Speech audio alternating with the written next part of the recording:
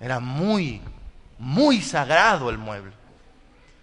Y la persona que sugirió que se trajera el arca lo hizo, por supuesto, basado en información histórica de Israel, que decía que más de una vez en las batallas libradas por el pueblo de Dios, cuando el arca estuvo ahí, Dios obró en favor de su pueblo y le dio grandes victorias a su pueblo. Cuando el arca llegaba al campamento, cuando el arca marchaba con Israel, los pueblos temían y eran derrotados por el pueblo de Dios. ¡Traigan el arca! Y se tomó el voto en esa reunión y fueron a Silo. Y el sacerdote Elí, sumo sacerdote, permitió que el arca fuera sacada. Incluso sus dos hijos, Ofni, Fines, vinieron cuidando el arca, mueble tan sagrado como ese. Y trajeron el arca de Jehová al campamento de los israelitas. Humillados, derrotados, perdidos, pero cuando el arca llegó, dice la Biblia en 1 Samuel 4, los israelitas pegaron un grito que literalmente hizo temblar aquel lugar allí. Era una alegría. Ahora sí, ahora sí, ahora sí, ahora sí, el arca está con nosotros. El júbilo, el grito era tal que los filisteos escucharon y se preguntaban, ¿qué es lo que pasa? ¿Por qué ese grito, esa algarabía entre los israelitas? Que sepamos, nosotros los vencimos. Les matamos 4,000 y ellos están gritando como si ganaron ellos. ¿Por qué están así? Mandaron espías para ver. Y los espías vinieron con la noticia. Los gritos de los israelitas se deben a que el arca de Jehová está en el campamento. Y cuando los espías trajeron esa noticia al campamento de los filisteos, de inmediato el terror se apoderó de los filisteos. ¡Ay de nosotros!, decían. ¿Quién nos librará de mano de esos dioses? Es Dios ahora el que está en el campamento de los israelitas. Ahora nos va a pasar lo mismo que le pasó a Egipto. Esos son los dioses que destruyeron a Egipto con plagas terribles. Ahora nos va a pasar lo mismo que a Jericó. Los filisteos habían oído esas historias y de cómo Dios había intervenido en favor de ese pueblo. Y cuando oyeron que el arca de Jehová estaba ahí, la primera reacción de los filisteos fue salir huyendo, escapar por su vida, porque ¿quién lo libraría de la mano de esos dioses? No era lo mismo pelear con Israel sin el arca que enfrentarlo ahora con el arca de Jehová. Pero algunos de los capitanes filisteos aconsejaron al pueblo y le dijeron, señores, no salgan huyendo, no se vayan. Sí es cierto, ahí están esos dioses.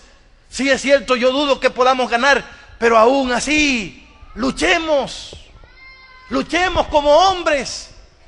Tratemos de no llegar a ser esclavos de los israelitas como ellos lo han sido de nosotros. Peleemos. Y ese ánimo, ese consejo de algunos de los comandantes filisteos pudo más que el miedo. Y los filisteos decidieron, aún creyendo que no iban a lograr nada, echar la guerra contra Israel. Por lo menos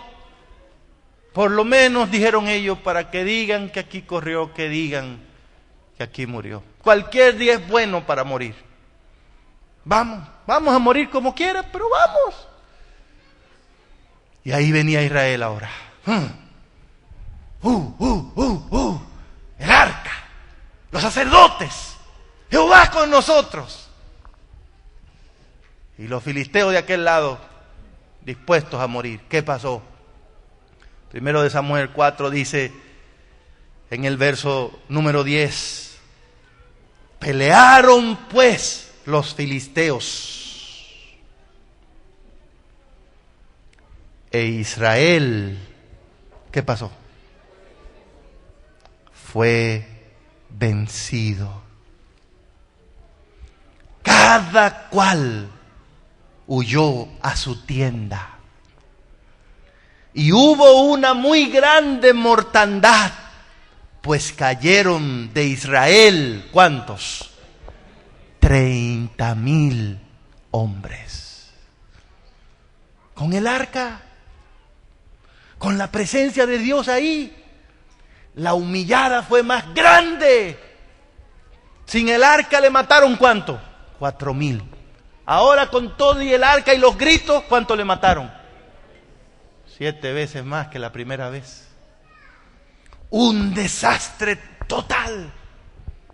30,000 hombres del pueblo de Dios muertos, humillados. Pero no solamente eso. Los filisteos se apoderaron del arca de Jehová.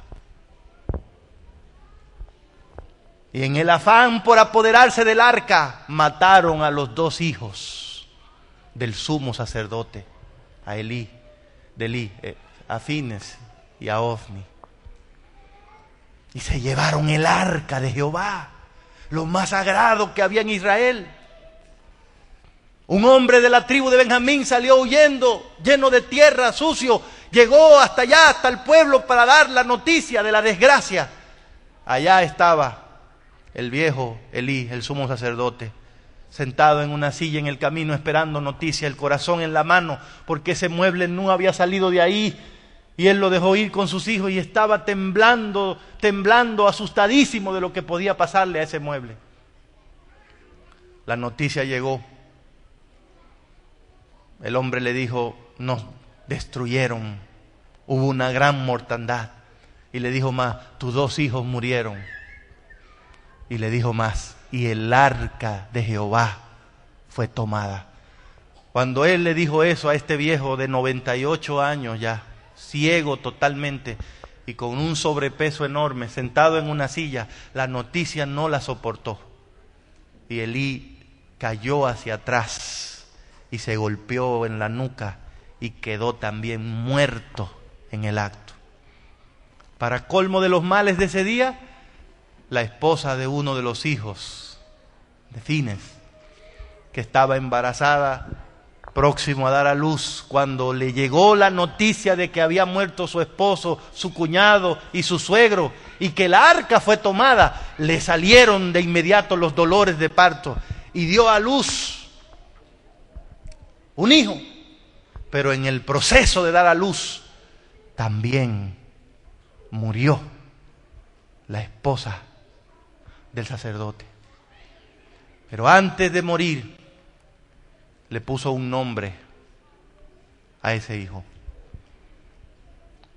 Y lo llamó, dice la Biblia, Icabod. ¿Cómo se llamaba el niño? Icabod, que significa sin gloria. Cuando ella le puso el nombre a este niño, estaba tratando de decir, este niño ha nacido en un momento cuando el pueblo ya no tiene la gloria de Dios. La gloria de Dios ha sido traspasada. Se llevaron el arca, símbolo de la presencia de Dios. No tenemos nada, somos un pueblo sin brillo, sin gloria. Icabod. No olviden esa palabra, Icabod.